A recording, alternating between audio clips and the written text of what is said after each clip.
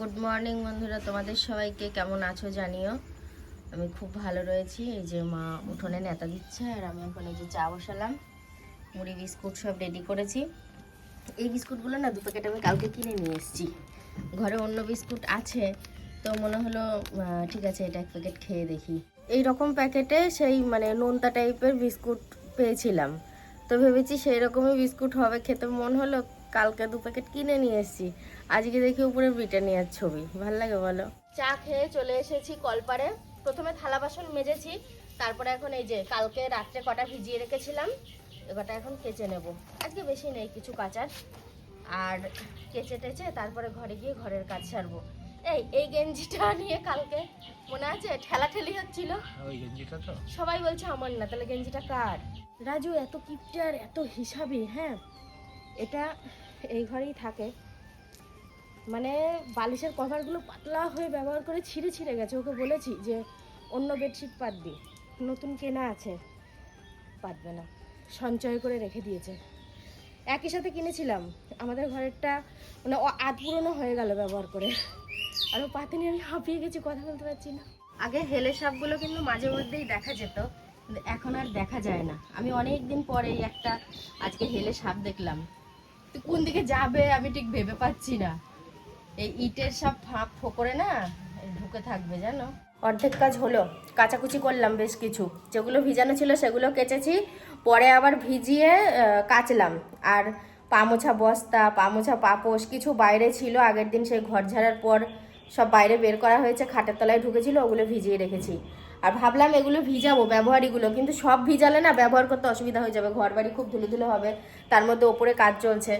আর এখানে আমি এখন টেবিল ফেবিল মুছে নেব, ঘর মুছবো, একে একে এবার মোছামুছির কাজগুলো করব। এই ঘরে জানো তো আগে একটা জিনিস খুব ঘটতো, সেটা হচ্ছে বিশেষ করে বর্ষাকালের দিকে সাপ ঢুকতো।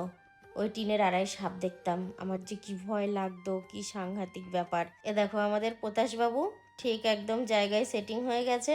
আজকে ও মনে হয় ঘুম থেকে তাড়াতাড়ি উঠেছে, না হলে কিন্তু অন্যদিন আরো লেটে আসে। তুমি বলছিলে না যে আমার হাত শ্বশুর করে, হাত শ্বশুর করে দিয়েছে পিঁপড়ে ঠোকা দিয়ে, কাটাও আবার কাঠ পিঁপড়ে, এমনি পিঁপড়ে না।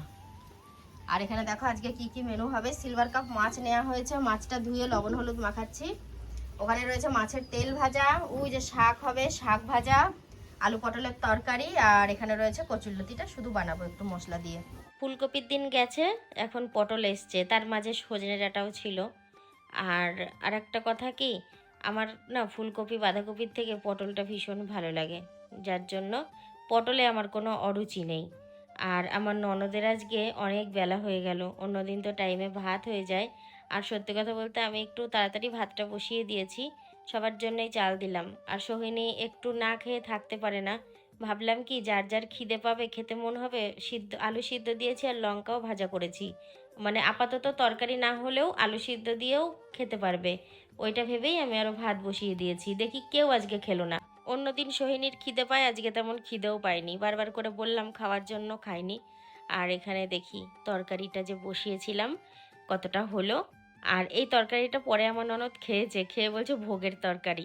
আসলে জিরে আদা দিয়েই বানিয়েছি, একটু টমেটো দিয়েছি সাথে, আর একটু গরম মশলা লাস্টে অল্প করে পরিমাণ মতো, মানে খেতে ওই ভোগের তরকারির মতোই লাগছিল।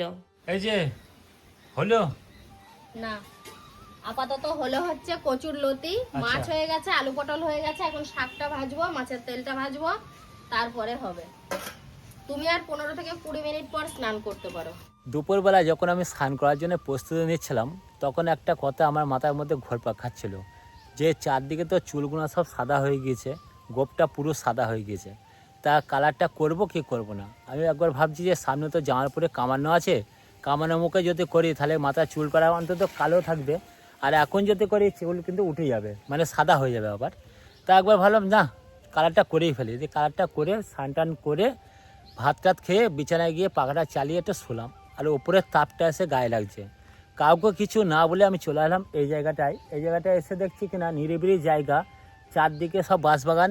কি অবস্থা বলো তো, আজকে আমরা দুজনেই ঘুমিয়ে গেছি। আমি তো এখন উঠলাম, আর ও বলছে আর একটুখানি আগে উঠেছে। আমি কি বলবো, এত গভীরভাবে আমি ঘুমিয়েছি, আমি স্বপ্ন পর্যন্ত দেখেছি। আবার ওঠার সময় জানলা দিয়ে তাকাচ্ছি, যে ভোর কেটে কতটা সকাল হলো। আমি ঘুমাইনি গিন্নি একটু। ঘুমাওনি? না। তো বললে আমি উঠলাম পরে, বললে আমিও তোমার কাছে ঘুমাচ্ছিলাম। ওই দুজনে একসাথেই তো শুয়েছি, হুম, আমি উঠে পালিয়ে গেছি। তাই? ঘুমাওনি? ভিডিওটা চেক করলে পাবা। ও, আমি কি ঘুমিয়েছি। তুমি লাড্ডুর কৌটো ধরিয়ে দিলে কেন গো?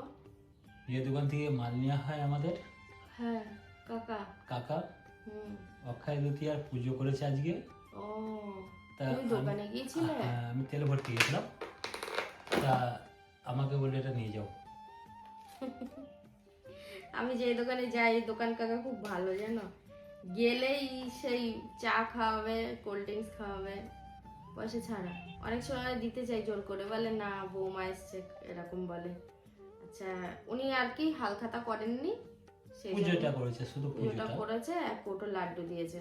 যাক, ভালো হয়েছে। আরে তুমি এটা এখানেই রাখো। না না, এখানে দেখো কিভাবে কাগজ কুচিয়েছে, দেখেছো? দরকারি কাগজ সব সরিয়ে নেওয়া হয়েছে। ঢুকছে কোথায় দিয়ে, আমার মাথায় ঢুকছে না। এখন আবার ওদিকে দিয়েছে। ইঁদুরটা কোন দিকে আছে দেখলে? দুটোই খাটের ওখানে আছে। ইঁদুর নিয়ে খুব চিন্তা। এখন যদি এখানে বাসা করে, ব্যাস কেল্লা ফতে হয়ে যাবে। এই আমি না তরকারি ফ্রিজে রাখিনি, ভাতে জল দিইনি। ঠিক আছে, কিছু হবে না। ঠিক আছে না, নষ্ট হয়ে যাবে, আগে দিই গা, তুমি যা করো করো। ইঁদুর, বিড়াল, সবকিছুর জ্বালা। এই যে বিড়ালের জন্য তরকারি এখানে এখন ফ্রিজে রাখতে যাচ্ছি, রাতে খাওয়ার সময় গরম হবে। খুব গরম পড়েছে বলো। প্রচন্ড গরম, প্রচন্ড, একটু একটু গরম না। আর ওই ডাক্তারখানায় কখন যাবা? মাকে বললাম কাপড় পরতে, দেরি আছে। ওই কাপড় মাপড় পরতে নিতে 8টা হয়ে যাবে। হ্যাঁ হ্যাঁ, 7টা 20 বাজে, কাপড় পরতে পরতে 8টা বাজে। মাথা ব্যথা হালকা হবে, তারপর তো খালি শোন পাপড়ির এটা কৌটোটা। খেয়ে দিয়ে প্যাকেটটা রেখে দিয়েছে খালিটা আমার কাছে। আরে তোমার কাছে না, টেবিলে ছিল, ফেলা হয়নি। আমাকে একটু ভাগও দিইনি। এই তুমি ন্যাকামো করবা না তো। শোন পাপড়ি দিতে গেলে খাও না, কিছু দিতে গেলে আমি খাও না। এক কোটো লাড্ডু নিয়ে এসেছিলাম সবারই ওই তো জন্য। রয়েছে লাড্ডু, কাউকে এখন দেয়া হয়নি, ঠিক মনে আছে, নেই। এটা ফেল দি। লাড্ডু মাড্ডু আমারও ভালো লাগে না, নেহাত তখন একটা খেলাম তাই।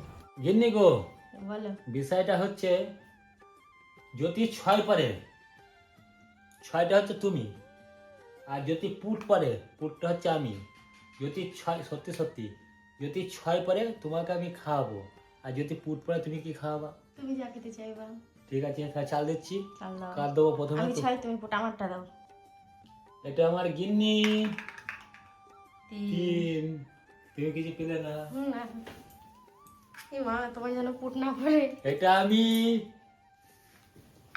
পুট। এই কি সত্যি ইচ্ছা করে? পুট। ইচ্ছা করে করেছো? আচ্ছা ঠিক আছে, আবার নাও পুট। না না, এরকমটা হয় না। আচ্ছা চালছি, সত্যি সত্যি 3। তোমারও 3, আমারও 3। দেখো, দেখে মনে হচ্ছে যেন গায়ে মুখে জল দিয়েছি, পুরো এত ঘাম হচ্ছে। প্রচুর গরম আজকে, প্রচুর সাংঘাতিক গরম। একটু স্নান করে নিলাম, গায়ে জল ঢাললাম, মানে চুলগুলো পুরো ভিজাইনি, মাথার সামনেটা একটু জল দিলাম। এখন বেশ ফ্রেশ লাগছে, ভালো লাগছে। একটু নাইট ক্রিম মেখে নিলাম। মানে আমি ভীষণ অলস, কোনো দিন মাখি, সপ্তাহে মানে 3 দিন মাখি, 4 দিন মাখি না, এইরকম আর কি। আর আমার কর্তা তো মাকে নিয়ে গেছে ডাক্তারের কাছে, আস্তে আস্তে মনে হয় প্রায় রাত্রির 10টাও বাজতে পারে, দেখা যাক আসুক। আর তারপরে খাবার দাবার গরম করে ঠিক টাইমেই, ওরা খাওয়ার টাইমেই আসবে, মা আর মায়ের ছেলে। মাকে নিয়ে ডাক্তারের কাছে গিয়েছিলাম, দিয়ে বাড়ি আসলাম 9:45 বাজে। বাড়িতে এসে হাত পাটা ধুয়ে গিন্নিকে বললাম ভাত দাও, ভাত খাবো। তা কর্তা গিন্নি দুজনে ভাত খেলাম, ভাত টাত খেয়ে একটু ছাদে গেলাম হাওয়া খেতে। হাওয়া খাবো কি, মশার কামড় খেয়ে চলে আসলাম। আমার কিন্তু একটাও মশা লাগেনি। মশা লাগেনি? দেখো, আসার পরেই কোলবালিশটা নিয়ে শুয়ে পড়েছে। আমার একটু মশা লাগেনি আজকে, কিন্তু কালকেও লাগেনি। তুমি বললে চলো নিচে, দিয়ে জন্য চলে আসলাম। আজকে হাওয়াটাও কম আছে ছাদে। আজকে হাওয়াও নেই। হ্যাঁ, হাওয়া নেই। খাওয়া দাওয়া হয়ে গেছে আমাদের অনেকক্ষণ, এখন প্রায় রাত্রির 12টা বাজতে চললো। তো বন্ধুরা শুয়ে পড়েছি। তো চলো আজকের মতো গুড নাইট, দেখা হচ্ছে আবার কালকে থেকে।